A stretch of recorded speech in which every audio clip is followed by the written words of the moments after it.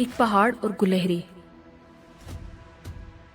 कोई पहाड़ ये कहता था एक गुलहरी से, तुझे हो शर्म तो पानी में जाके डूब मरे। जरा सी चीज है इस पर गुरूर क्या कहना, ये अकल और ये समझ ये शऊर क्या कहना।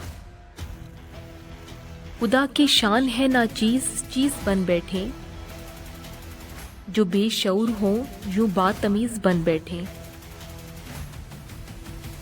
तेरी बिसात है क्या मेरी शान के आगे, जमी है पस्त मेरी आन बान के आगे।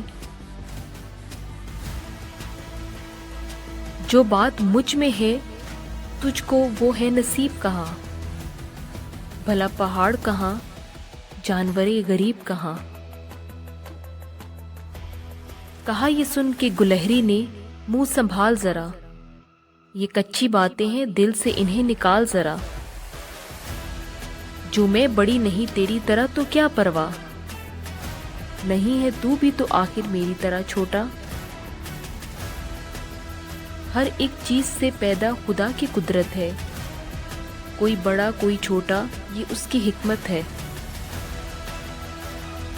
बड़ा जहान में तुझको बना दिया उसने, मुझे दरख्त पे चढ़ना सिखा दिया उसने। कदम उठाने की ताकत जरा नहीं तुझ में, मेरी बड़ाई है खूबी है और क्या तुझ में। जो तू बड़ा है तो मुझसा हुनर दिखा मुझको, ये छालियां ही जरा तोड़कर दिखा मुझको।